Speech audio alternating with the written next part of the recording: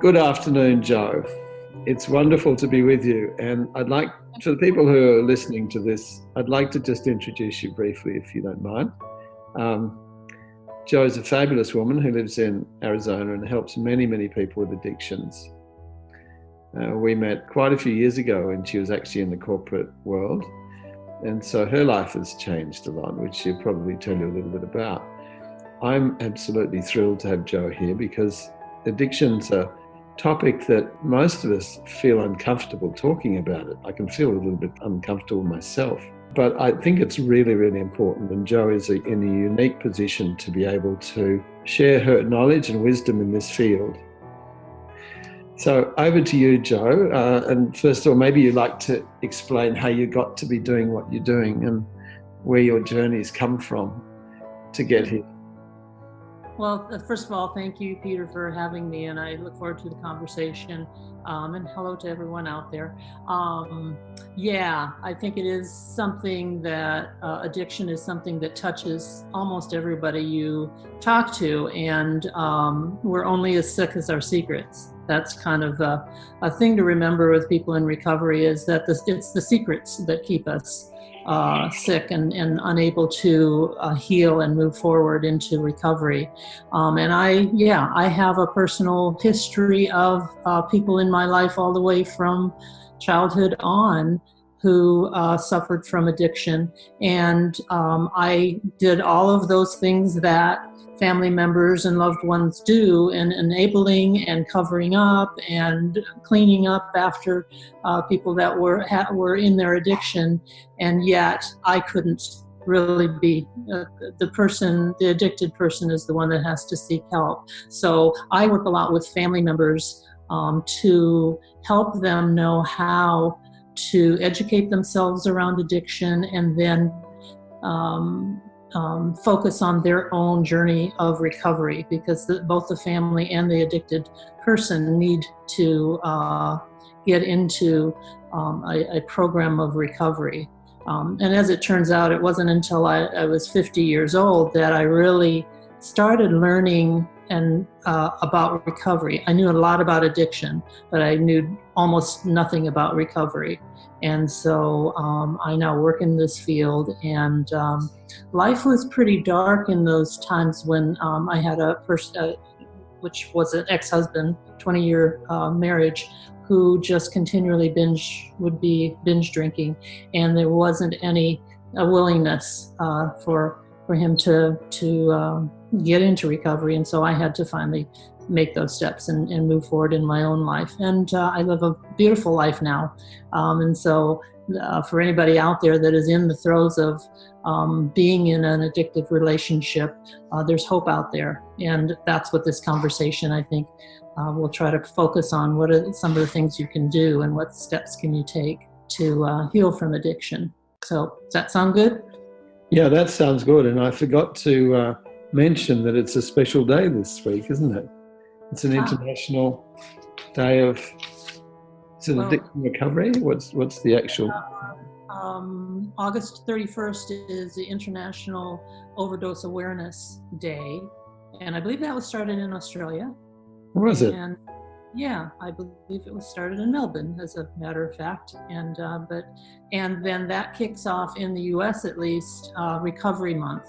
And so all across the United States, anybody in recovery, in the field of addiction treatment, celebrates recovery, celebrates all the resources and all the help that people can avail themselves to live a really healthy, happy life with either a loved one who has an addiction, or their own recovery from their codependency around addiction. So it's pretty powerful work that's out there.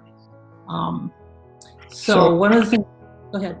So am I right in saying that in your relationship with an addicted partner or husband, you tried to do what you could and it was to no avail? Was that pretty much it, because he didn't really change? Right. I think there's always kind of denial involved in addiction. not only by the person that's doing the drugging or the drinking, but also the person who has to, try to keep life normal, whether there are children involved or you're trying to keep your job afloat, or all kinds of, trying to keep your life normal. So you do a lot of behaviors that really end up enabling that person. And that's really the first step. Most of the time people come to a place of hitting bottom, and that's when they seek help. And that's the first step, is just to be able to admit, and any 12-step program, that's the first step, is admitting that your life has become unmanageable, and then turning it over and finding help. So, but that's really most people in professionals in this field know that now, that addiction is a brain disease. It's no different than diabetes or heart disease, in that something happens in the brain in an addicted person, and they are not able to react to an addicting substance in the same way that someone doesn't have that particular proclivity. And once that happens, it's a downward spiral. And so it's important to get help and to be able to take the steps and get treatment. Many of the times it's also an emotional, self-medicating behavior from a trauma or from depression or some other mental health disorder, where the substance or addiction to either a substance or a process like gambling, internet, that kind of thing, is a reaction to trying to numb the pain, the emotional pain that they're in. So just recognizing what's really going on, getting some help, and getting on that path to recovery is really important. So what would characterize the people who do get off the train? Is there anything, there any particular triggers from their family, or it's just they have particular characteristics? Yeah, a lot of times what we see is trauma, early childhood trauma. It doesn't have to be something big. It's just something that there's a memory or an experience that somebody's had from either early on in life or at some point in their life that they haven't dealt with. And so they're covering up the emotional pain with drinking or a drug to numb that pain.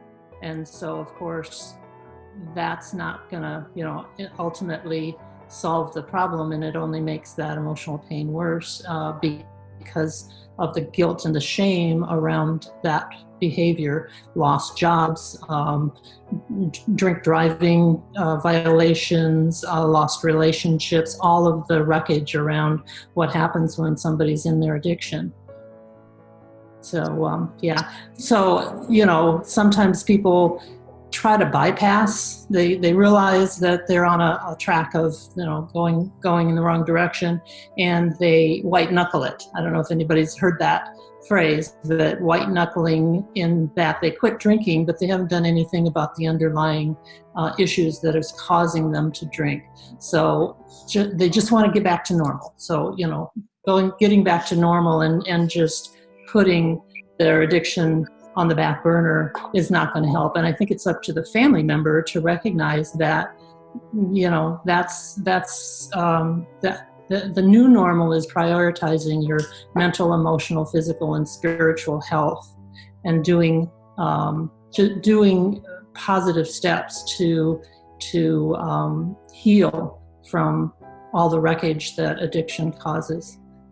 And how would you counsel a family member to speak to someone who's one of their loved ones who's addicted? Yeah. To encourage them to, encourage them to make the shift to recovery. Yeah, I get clients who are in two different spots. One is that they're trying to get their loved one in treatment and they're not willing, or they've just gotten their loved one in treatment and they're maybe in a treatment program, or they're getting help. But I get them because they need to do their own work.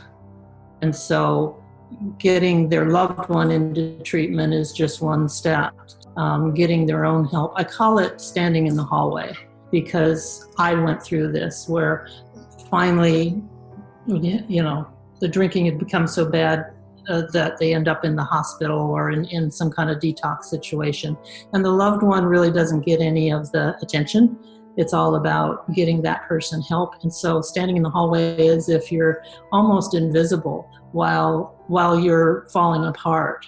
And so I recognized a need out there that's when that person needs a lifeline and needs someone to talk to and get some information and get some balance back in their life so that they can start to feel hope again, which is really what we're trying to deliver, is that there are lots and lots of people out there that are living happy, productive lives post addiction. I'm married now to a beautiful man who's 35 years in recovery, one day at a time. And so he's the one that has taught me about what true recovery is all about, and I see it in action with a whole community of people. So just getting yourself to that place where you can surround yourself with the resources and people that are willing to support you is really, really important. So first step is just to help yourself and realize that it's not only the addicted person, but it's also the family members that all need to get well. So is there something also about the family member looking beyond the addiction to see someone who's in pain, to see someone who's struggling? Right. And addiction is their only way that they can see to deal with that? Yeah. Especially if people are taking drugs, it's a very bad thing to take drugs. You're a bad person. You're not someone who's really struggling with their life, Right. That's where the stigma lies in and keeping the secrets. If this is happening, they must be defective, and there's shame around it and guilt, and also, if you think out of it from a parent's standpoint, where you have a teenager, our culture is just, I don't know about in Australia or anywhere else in the world, but the US, we have an opioid epidemic happening, and it's frightening how available heroin is, but not only street drugs, prescription drugs. Kids getting addicted to their painkillers because they had a rotator cuff, surgery, or they blew out a knee in a sports, in a baseball game or whatever. So it's very easy. Drugs are really available, and so parents they're not equipped to know how to deal with this, and so they try to hide it, they try to fix the problem, and it's pretty sad to see how kids can so easily go down the road of getting addicted, and there's a lot of drugs out there. So do you try and get the whole family in the room when you're working with people? Yeah, and again, it's every case is very different, but I work specifically with the family members to get them the resources they need, looking at what their loved one needs, whether they're an adolescent or they're young adult, or it's their spouse or their partner, getting the right kind of level of care. And that's a little bit of what is confusing, is there's so much treatment, at least here in the US, it's a big business. There's a lot of treatment centers and different programs out there. They're not all good.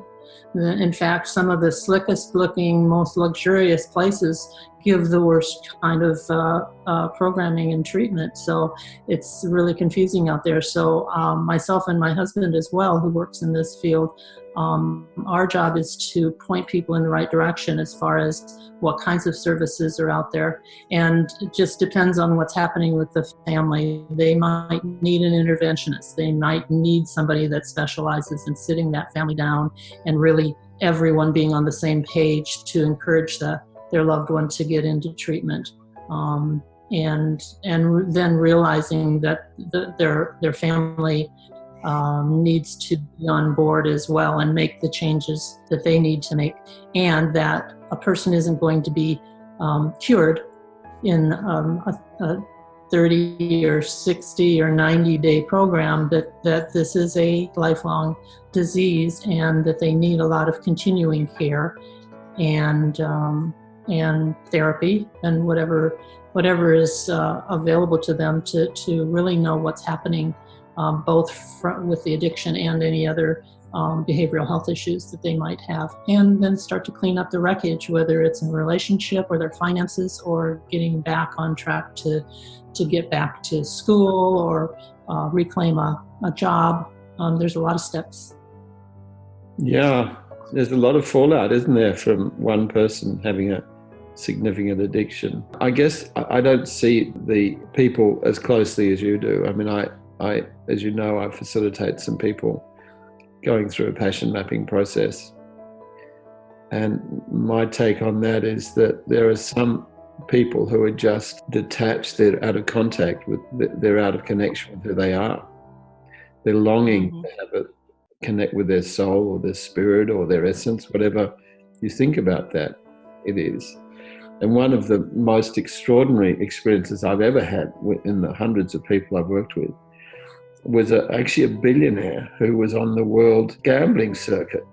He'd sold his business. He was doing nothing but going around the world gambling. He used to get first-class airfares anywhere he wanted to go in the world. He'd stay in suites in the casinos that, were paying for it. And the simple process of getting his passion map, which was understanding what are all the most important things for him in life, and putting that together. I can remember him saying to me, I don't need to gamble anymore. I found myself, I don't need to gamble anymore. Now that's obviously a different situation from someone who has, a physical, like a drugs or a physical addiction as well. But it was staggering for me that someone... And to your point, there are some people that will go through their recovery work for an addiction to a substance, but if they don't deal with the underlying depression or anxiety or trauma that they were self-medicating with to begin with, they'll cross over into another addiction, gambling or sex or internet addiction, food. So again, the passion map was helping him reconnect spiritually to who he really was and dealing with those emotions in a healthy and a gentle way. That because addiction really to me is a disconnection. You're putting your faith into something, a substance or a thing, and not in yourself or a higher power. And so creating that connection is really what recovery is all about. And it doesn't have to be religious. In fact, religion doesn't really enter into it. When people, that's somewhat of what people balk against is part of recovery is a spiritual reconnection. And some of them have been abused by a history of whatever their religious experience has been. So it can be kind of tricky for people to reconnect spiritually. I like what you said about finding the answer outside in a substance or whatever, right? But the answer is actually inside, isn't it? It's you can't replace one substance with another, and then even if it's not harmful, other than an intermediate step. Yeah. I think we all self-medicate in a lot of different ways. I mean, one of my addictions was work, coming from a high stress, high drama corporate environment, and at the same time having a husband that was a heavy drinker, that I would just lose myself in work. And so that can be numbing. That's just don't pay attention to what's going on over here. I'll just work harder, and that seemed to be what I had to recover from, and hence left the corporate world. Not everybody needs to leave the corporate world, but in my case, I found a higher calling and a passion for helping people that had gone through some of the experiences that I had. That people, we live in a very stressed out world, and everybody is dealing with their stress and their pressures, sometimes not in healthy ways. I always try to help people find balance. mentally, emotionally, physically, spiritually, and keeping all those quadrants in alignment and doing something. In fact, the family members that when I first start working with them, where life has just become chaotic and dramatic and sad, and they're angry and they're frightened, and their life is just a mess, just stopping, teaching them how to meditate, teaching them how to breathe, teaching them how to take care of themselves with a healthy diet, getting enough sleep, exercise, and educating themselves on the disease of addiction, because there's a lot that people don't know about addiction. I certainly didn't have any clue what I was dealing with. So that's the first step. And also then what behaviors. I know there's about 20 enabling behaviors that family members do, and I did them all. Now, I didn't do them all at once. That would be really sick, and I think I would recognize. But over a period of 50 years, I did them all. And so just recognizing that those behaviors aren't going to be helping your loved one, you're only allowing them to stay in their addiction, and being strong enough to create some boundaries about what you will and will not do, so that they then take responsibility for their own behavior. And that's hard, especially again for if you have teenagers or young adults that you're trying to get them not to kill themselves. But ultimately, sometimes that's what we're loving them to death by propping them up and bailing them out and making excuses. So this is hard work. This is really hard work for people, but who are trying to save lives. It's a scary thought, isn't it, that we love people to death? But in fact, I think the way you put it, that's true, isn't it? It's if we're not real with them, they don't have to be real with themselves. They don't have to face their addictions. They don't have to get better. So, I've heard kind of a thing to be aware of is if your addicted loved one is happy with you, then you're enabling them. If they're not happy with you, then you're saving their life, because addiction is a very manipulative kind of disease. The addicts have all kinds of ways of bringing on guilt and manipulating the situation and splitting parents apart and going to grandma to get a free meal and a place to stay, and all kinds of things that happen within families that just that's why getting some professional help is really important, to just start recognizing those behaviors. And I've got some resources when we get toward the end of our conversation that I can recommend, just to get some understanding of how to move forward. That's great. And I wonder if you could give us some specific examples of people you've helped. And what the condition was that they presented with, if you like, that got you to the point of being able to work with them. And I want to talk about passion maps too, because I found for myself that when I was introduced to passion maps about 10 years ago, that was a very, very clear indicator to me of how to anchor into what was really important in my life and to move forward. And I mentioned that I was had a workaholic. I was tempted to go back into the corporate world, which didn't show up on my passion map at all. None of what I would have been involved in. The only thing that it is making a lot of money, which does not ultimately bring happiness to your life. But I found through my passion map what brought me alive, and that was helping people and in this field of addiction. I have worked with people that are as early as 1 month into recovery to 40 years. And all of them have been able to show some aspect of their life that maybe they weren't quite aware of, or that they didn't appreciate. I worked with one gentleman who was retiring, and he himself, it had nothing to do with addiction or anything. I was doing his passion map for him, but very quickly after the second session, he was trying to determine what he was stepping into retirement. And he came the second session and said, I have to tell you, I have a partner who is binging, and she's in active alcoholism right now. And so it quickly shifted to how he could step out in his retirement life, what he needed to leave behind, not necessarily her, physically leave her behind, but what he needed to do to shift out of being that enabler and always being pulled back. And his passion map was actually a figure of a person stepping forward with a shadow behind him, his shadow side, and stepping away from that.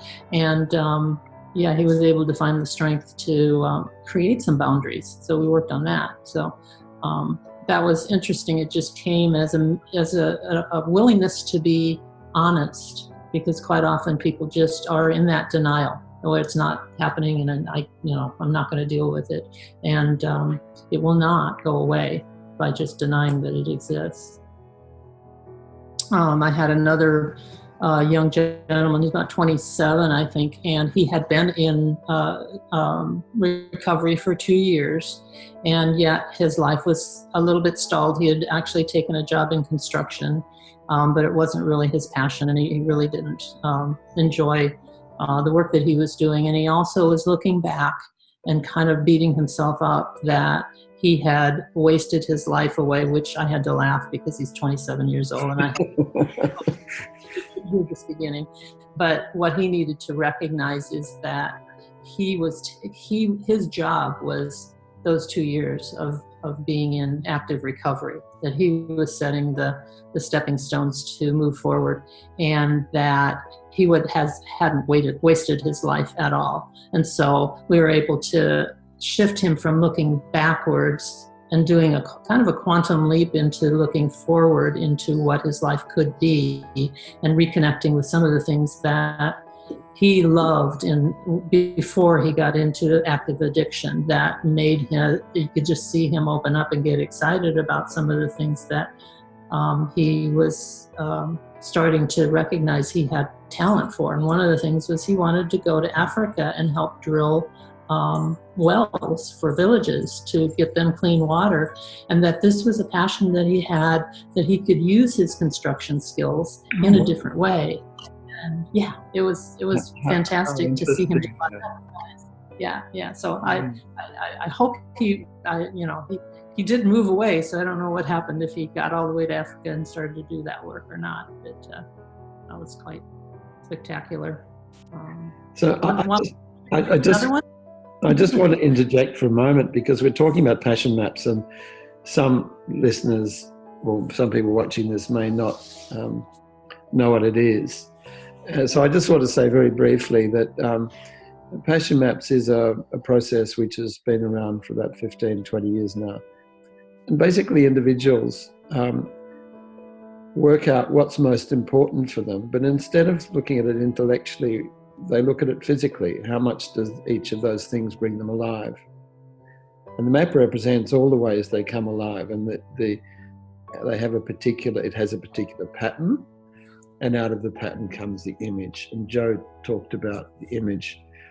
And it's quite a magical process, because no one knows what it's going to be like, especially the person doing it, until it happens. And once it happens, they've got it, and you try and change it, and they're really not happy campers. So it's a means of people understanding what's most important, and to be able to, and in the process, they get a deep sense of themselves. So I love hearing that you're using it in the healing space. And I think... I want to talk about another one that just exactly is what you're describing, with a young woman who is in law school. And she actually came to me, recommended to me from her therapist, because she had attempted suicide about 6 weeks or so before. And so law school had just become a crushing weight and soul sucking, that kind of environment of competition and being so stressed out all the time that she had some things happen so that she just, she couldn't deal with it anymore. And her therapist just kind of thought maybe the passion map would be something that she would respond to. And quite frankly, she wanted nothing to do with it the first session. She didn't come prepared, and we slogged through it, and we kind of she was very, she was in a depression, and she did this with the help of a therapist. So it wouldn't, there are times when people really have to have a team of people around them. But the second session, we started to kind of look at what are some of the elements in her life that brought her alive. And she's a very left brain person as far as her law school pursuits and pursuing that law degree, but she also had a very big heart and wanting to help people and wanting to do something in the world. And her sign, as you were describing, it starts to have a metaphor or some kind of symbol, became an infinity sign. And all of the left brain stuff over here with her studies and her wanting to pursue a law degree, and the right-brained, softer heart space over here. And in the middle were some of the things that she started to identify that would bring that together. And she stopped and she said to me at a certain point, "I'm pretty cool, aren't I?" And this is After being suicide 6 weeks before. And I said, "Yes, you are. You are, absolutely." And there was a shift where she started to see herself in a different way. So those are the kinds of things that I live for, that is just wonderful to see open up to. It's such a beautiful thing to have those moments. And they're all internal, they're really people realizing something about themselves, which is beautiful. And well, I think we're probably pretty close to time, Jo. I think I would like to mention there is another video. I did another interview with one of our coaches around depression, which has some overlap with that, with Jill Nell. I think you can get that through our website or through YouTube. Similar ideas, but she also had a lot of referrals from psychologists and people who didn't know how to deal with their depression. And largely it was finding themselves again. When they found themselves or had an essence of, connected with their essence, they were almost, I wouldn't say cured, but they were dramatically reduced the issue. I'm just thrilled because my sort of purpose in life is to sort of uplift people, and especially when they're really down and out and don't have a pathway forward. So it's very exciting for me to hear you and to listen to you, and I've learned a lot in this. And we'll put at the end of this how you can contact Jo and get further resources if you have a loved one you want to help, or even if you want help yourself. Exactly. And so thank you once again, and hope to see you soon, Jo, somewhere. Yeah, thanks for having me, Peter. It's been a pleasure. Thank you. Bye-bye.